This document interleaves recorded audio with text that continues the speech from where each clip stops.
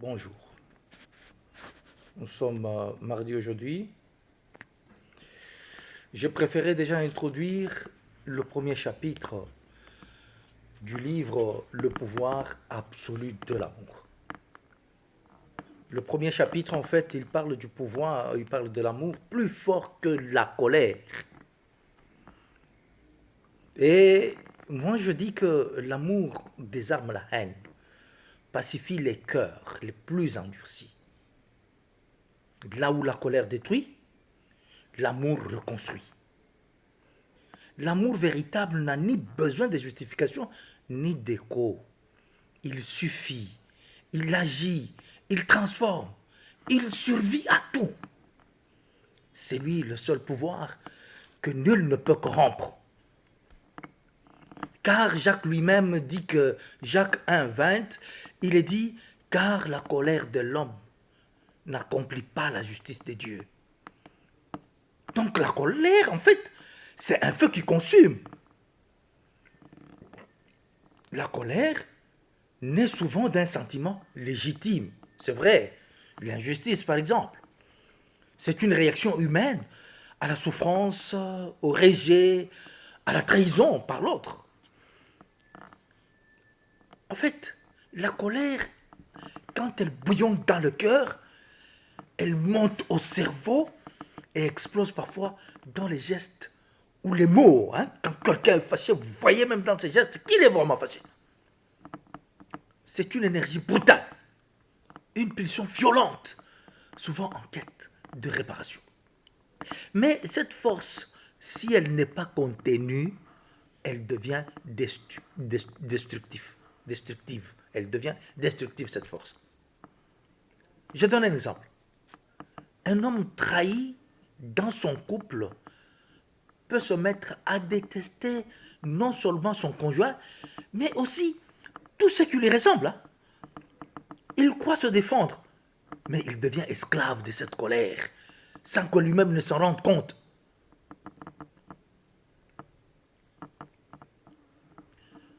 Il y a un poète latin, Horace, dans ses épîtres, il avertissait disant que la colère est une courte folie.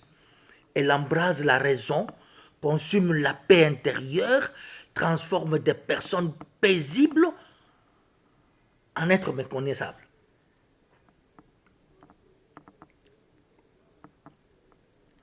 Elle empoisonne les relations, à soi-même autant qu'à l'autre.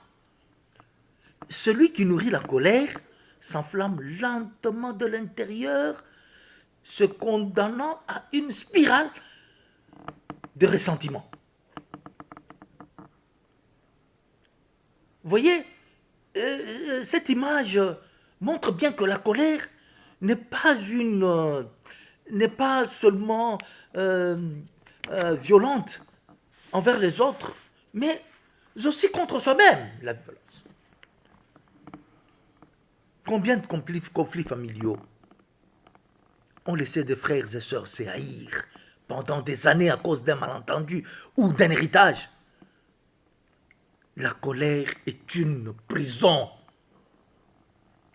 Le monde moderne regorge de ces colères, celles de peuples abandonnés, des enfants meurtris, des communautés blessées.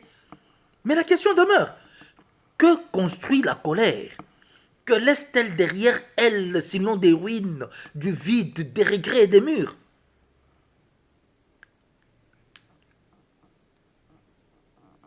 Prenons le cas du Kenya qui, après les élections de 2007, je pense, au Kenya, il y eut des violences terribles où des rancunes ethniques anciennes alimentées par la colère ont conduit à plus de 1000 morts. Prenons le cas de, de la démocratisation de la RDC en 1990, ce qu'il y eut au Katanga entre les Kasaïens et les Katangais. Cette colère, on dirait que elle demeurait dans les uns pour vouloir se venger des autres. Mais qu'est-ce que ça a laissé par la suite? C'est ce qui nous intéresse. Oui, la colère, oui. Mais qu'est-ce qu'elle laisse par la suite? Elle ne laisse que l'illusion du soulagement. Et cette illusion, quand on exprime sa colère, ça donne parfois un sentiment de soulagement immédiat, comme une soupape, qui relâche sa pression. Mais ce soulagement est une illusion, car une fois le coup de tonnerre passé, il reste souvent la honte, la distance et parfois des dégâts irréversibles. Voyez-vous, l'idée du soulagement illusoire est essentielle pour comprendre que la colère ne règle rien à long terme. Rien. Prenons le cas d'une mère qui, dans un excès de colère, frappe son enfant. Elle se sent soulagée sur le moment. Mais plus tard, l'enfant est brisé. Le lien de confiance est fissuré. Il eut un philosophe qui a dit « Aucun fléau n'est plus grand pour l'homme que la colère. Elle rend sourd à la raison, aveugle à la justice, esclave de la vengeance. » Le philosophe Sénèque. Il est vrai que la colère crie, mais ne guérit pas. Elle accuse, mais ne répand pas. Elle brise. Elle brise effectivement, sans savoir reconnaître. Elle brise sans savoir reconstruire. Elle promet la justice, mais offre souvent la destruction. Elle engendre un cycle infernal. Colère, blessure, colère, culpabilité, rancune. La colère se nourrit d'elle-même. Vous voyez que ça devient un cercle vicieux, un cercle tout à fait fermé. Dans certaines familles, un conflit entre deux générations se transmet. Une mère blessée transmet sa rancune à sa fille, qui répétera le même rejet avec sa propre fille. Vous voyez, là, c'est seul l'amour qui peut interrompre ce cycle. Effectivement, face à cette illusion, il y a l'amour qui est une puissance silencieuse. L'amour n'est pas une réaction, il est un choix. Et ce choix, lorsqu'il est posé en réponse à la colère, devient un acte révolutionnaire. Une formule très forte. Elle renverse les idées reçues. L'amour est présenté comme une décision consciente. Et Paul, l'apôtre, lui, il dit, ne te laisse pas vaincre par le mal, mais surmonte le mal par le bien. En Romains 12, 21. L'amour véritable ne nie pas l'injustice. Il la regarde en face. Mais il décide de ne pas s'y réduire. Il refuse de répondre à l'offense. Par l'offense, il propose une autre voie, celle de la maîtrise de soi, du pardon, de la restauration.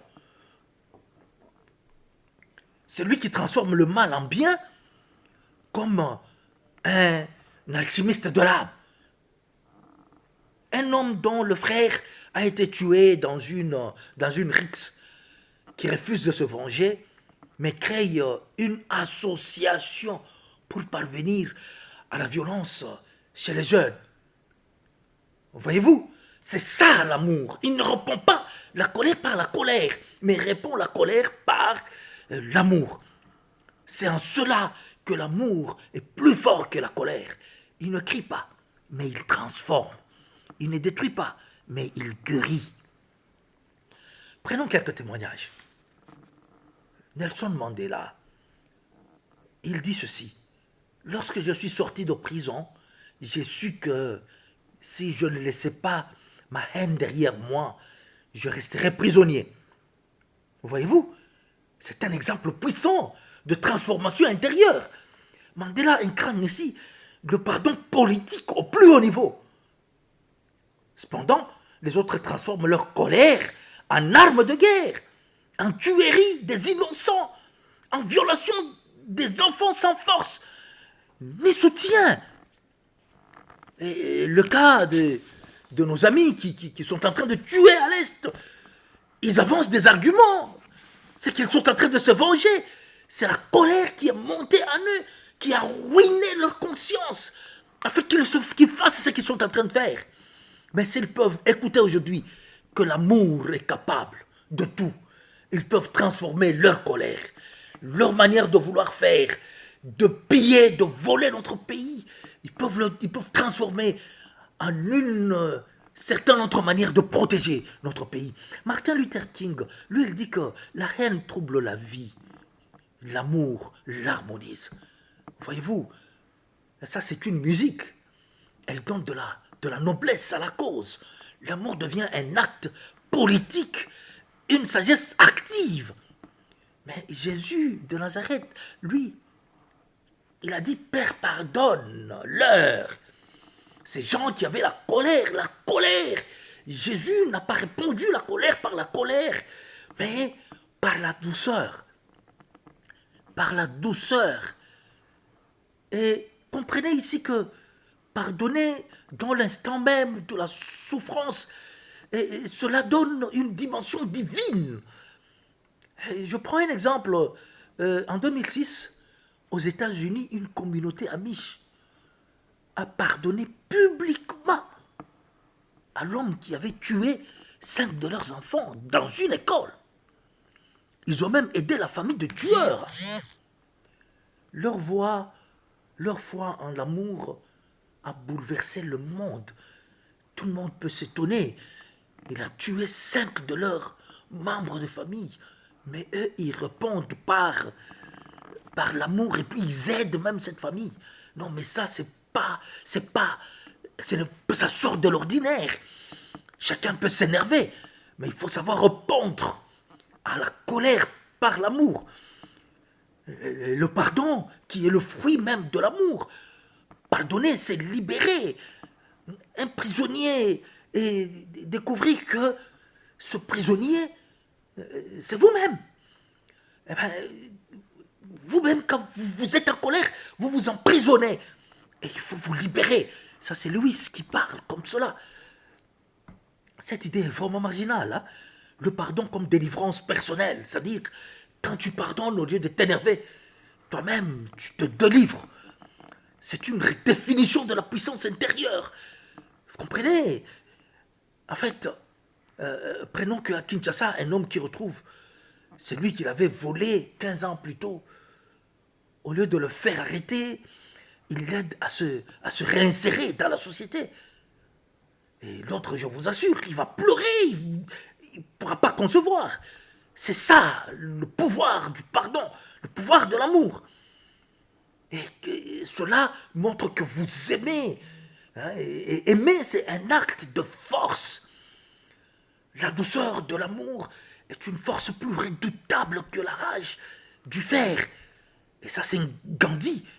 Lui, il dit que la douceur de l'amour est une force plus redoutable que la rage du fer. Il parle ici avec autorité, ayant vaincu un empire sans guerre.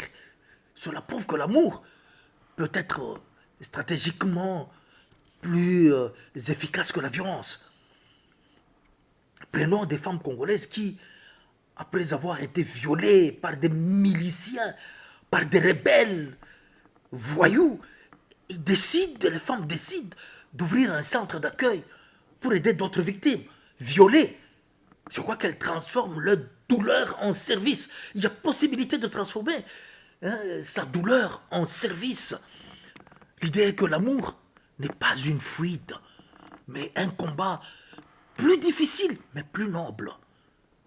L'amour est patient, plein de bonté. Il endure tout. Il ne périt jamais. Ça vous lirez dans 1 Corinthiens 13, 4, 8. Vous comprenez que l'amour,